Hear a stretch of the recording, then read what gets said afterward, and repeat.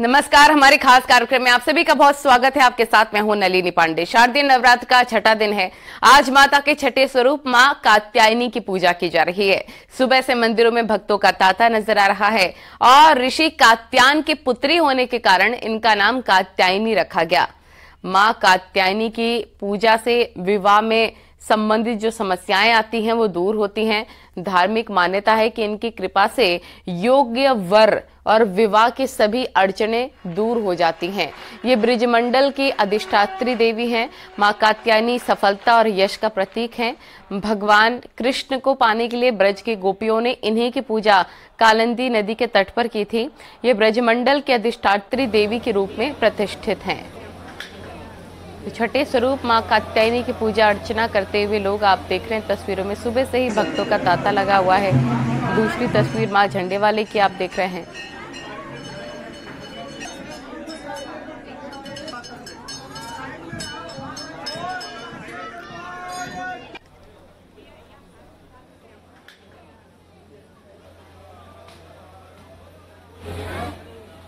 जुड़ गए हैं हर जानकारी के साथ, हर तस्वीर के साथ। अमेठी से पप्पू पांडे, नैनीताल से वीरेंद्र बिष्ट, अयोध्या से निमिष गोस्वामी हमारे साथ जुड़ गए। लेकिन सबसे पहले अमेठी का रुख करेंगे। पप्पू पांडे, जरा बताइए आज मां कात्यायनी के दर्शन करने के लिए, क्योंकि आज नवरात्र का छठा दिन है, किस प्रकार से मंदिरों में तांता लगा हुआ है भक्तों का? कात्यायनी का दिन है और अमेठी के कालिकन धाम मंदिर में भक्तों का तांता लगा हुआ है। बड़ी संख्या में भक्त यहां पहुंच रहे हैं और मां की आराधना कर रहे हैं। यहां पर लोग मां की आराधना करने के साथ अपने मन की मुराद मांगते हैं और मां सबकी मनोकामना पूर्ण करती हैं। अमेठी का ये सिद्ध पीठ मंदिर है। हमारे साथ कुछ श्रद्धालु भी हैं, हम उनसे भी बात करते हैं आखिर वो क्या उद्देश्य लेके इस धाम में आते हैं। क्या नाम है आपका? राजेश मिश्रा। किस लिए आप यहाँ पर आए हैं? देखिए, ये माता कालिकन धाम जो है ये अमृत कुंड पे माँ का जो है अर्पण हुआ है और यहाँ पे कोई भी आप मुराद मांगेंगे तो 40 दिन के अंदर आपकी मुरादें पूरी हो जाती हैं। तो लोग इसी आस्था से माँ के दरबार में कई जिले के 4-5 जिले हजारों लोग आके यहाँ देखते हैं। सबकी मनोकामना महाराज आपसे जानेंगे किस तरीके से माँ की आराधना की जा रही है। ये माँ का इस समय जो अष्टम दिवस है वो कात्यायनी के रूप में सभी माताएं कन्याएं पूजन कर रही हैं। महर्षि कात्यायन की यहाँ कन्या स्वरूप में माँ भगवती देवताओं के कार्य की सिद्धि के लिए उत्पन्न प्रकट हुई थी, इसीलिए इनका नाम कात्यायनी पड़ा। ये सिद्ध पीठ माँ भगवती कालिका जी स्वयंभू है। इनकी स्थापना नहीं है महर्षि च्यवन जी के द्वारा देवताओं के द्वारा आवाहन पर अमृत की रक्षा के लिए माँ भगवती अमृत कुंड पर विराजमान है।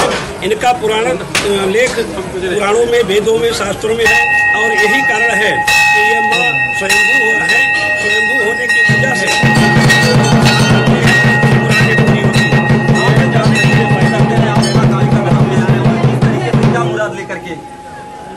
ये माँ कालिका का पावन दरबार अमृत कुंड में माँ कालिका का वास है और जन्म से मेरा जन्म हुआ, यही पे पढ़ाई भी किया। बिल्कुल, ढोल नगाड़ों के साथ वहां पर पूजा अर्चना की जा रही है। मैं आपके पास लौटूंगी, जरा सिद्धार्थ नगर का भी रुख कर लेते हैं। शरद त्रिपाठी हमारे सहयोगी वहां से जुड़े हुए हैं। हम देख रहे हैं शरद, काफी ज्यादा उत्साह के साथ आज छठे दिन भी मां को रिझाने के लिए, मां को प्रसन्न करने के लिए नारियल चुनरी लेकर दर्शन करने के लिए मंदिरों में पहुंच रहे हैं तमाम दर्शनार्थी। वहां की जरा तस्वीरें दिखाइए। सिद्धार्थ नगर में किस प्रकार का उत्साह? जी बिल्कुल, सिद्धार्थनगर में आप देख सकते हैं आज नवरात्रि का छठवां दिन है और इस मंदिर की सबसे खासियत बात यह है कि मंदिर के इतिहास के बारे में कोई स्पष्ट रूप से तो नहीं बता सकता, लेकिन जब पुरातत्व विभाग की टीम यहाँ आई थी तो बताया था कि यहाँ की जब ईंटें अपने साथ लेके गई तो उन्होंने बताया कि ये लगभग 2400 वर्ष पुराना मंदिर है और यहाँ पर जो माता जी के जो पिंडी के रूप में जो उपस्थित है और जो पीछे एक पीपल का पेड़ है जो लगभग सैकड़ों वर्ष पुराना बताया जाता है। यहाँ पर भगवान बुद्ध जब राजकुमार सिद्धार्थ के रूप में आत्मज्ञान प्राप्त करने गए थे तब भी वो यहीं पर रुके थे। आइए चलिए बात करते हैं मंदिर के ही कुछ लोग हैं, वही बताएंगे मंदिर की आस्था के बारे में। जी सर बताइए क्या? ये जो है काल का मंदिर है और माता जी स्वयंभू यहाँ प्रकट हुई हैं और जो भी यहाँ आता है उनकी मनोकामना पूर्ण होती है।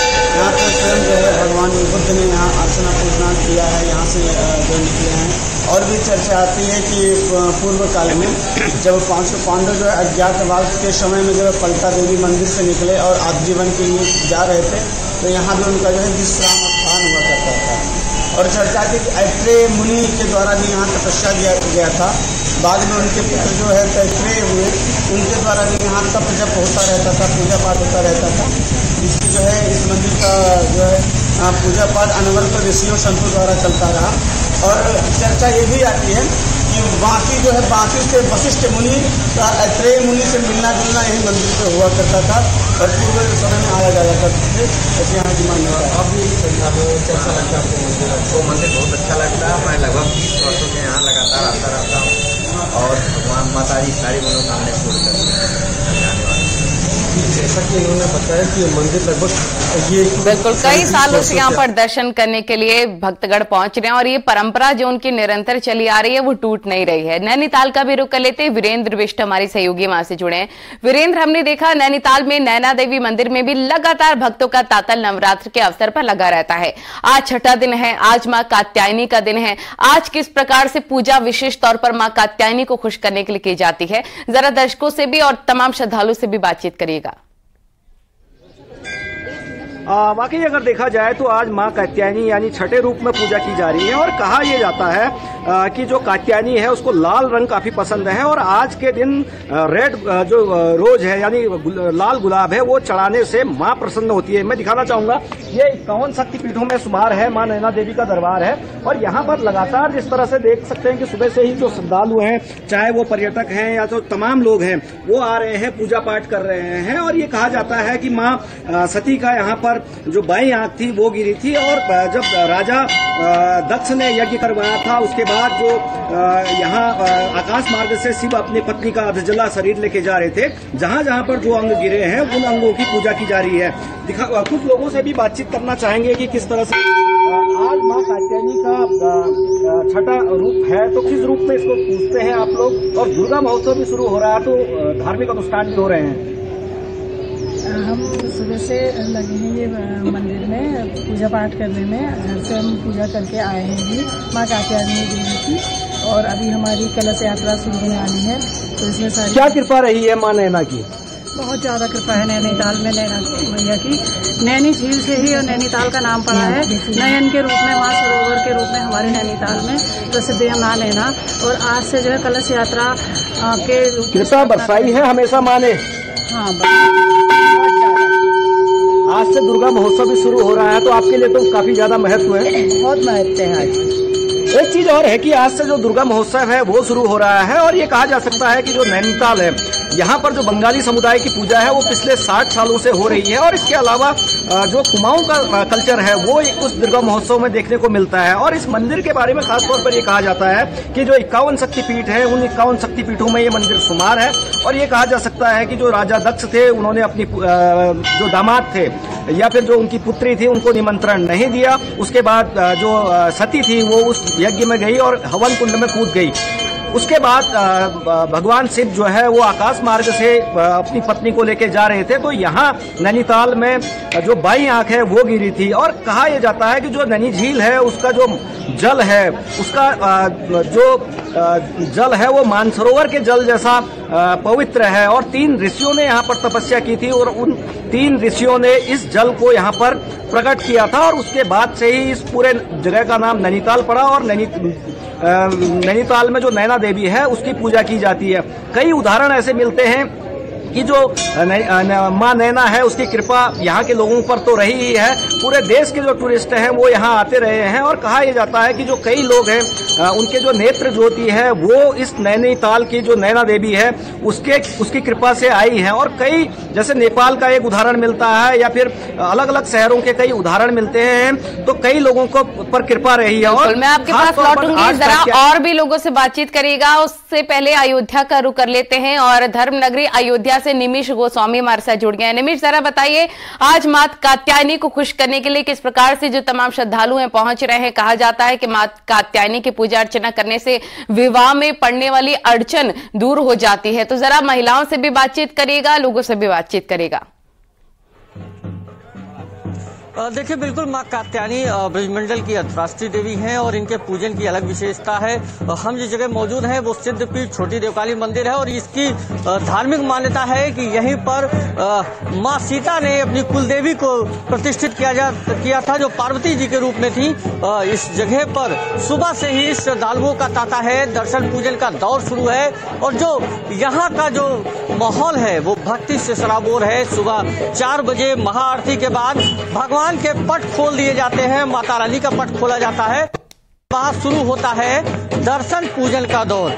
चूंकि जिन कन्याओं को विवाह में देर हो रही हो या ये कहा जाता है कि विवाह संबंधित मामलों में इनकी कात्यायनी माँ कात्यायनी की पूजा होती है और उससे ही यहाँ पर लाभ होता है। तो हम अब पहले सबसे अपने दर्शकों को चाहेंगे कि हम माता रानी का दर्शन करा सकें, माँ सीता की कुलदेवी है ये, इनका दर्शन करा सकें और फिर उसके बाद जो है वो यहाँ पर लोगों से बात करने का भी प्रयास करेंगे। ये आप आज अयोध्या आए हैं, आज षष्ठी तिथि है, माँ कात्यायनी के स्वरूप की पूजा हो रही है। क्या मनोकामना है, क्या मांगा? विश्व का कल्याण हो, हमारे देश का विकास हो, प्रदेश में खुशहाली रहे, सभी लोगों में अमन चैन रहे, माता जी से यही प्रार्थना है। और हम लोग अयोध्या की पावन पवित्र धरती पर मर्यादा पुरुषोत्तम भगवान श्री राम का जहाँ मंदिर बन रहा है, वहीं उनकी कुलदेवी देवकाली जी का आशीर्वाद हम सभी पर बना रहे। ये माँ कुलदेवी, आप कहाँ से आए हैं? युवा हैं, माँ की आराधना करने आए हैं? हम यहीं से आए हैं। क्या मांगा? विशेष की पूजा क्या की? हम कुछ मांगने नहीं आते माँ से, नियमित दर्शन। तो जो माहौल है, जो यहाँ पर श्रद्धा है, वो देखिए लोग कतारबद्ध होकर, मंदिर प्रशासन ने बाकायदा यहाँ पर मार्ग में बैरिकेड किए हुए हैं, एक तरफ पुरुष एक तरफ महिलाएं, और विशेष तैयारियां की जाती है नवरात्र के अवसर पर। महत्वपूर्ण और खूबसूरत तस्वीरें आप सभी दिखा रहे हैं। आप सभी का बहुत बहुत शुक्रिया जुड़ने के लिए और तमाम न्यूज़ 18 के दर्शकों को दर्शन करवाने के लिए बहुत शुक्रिया।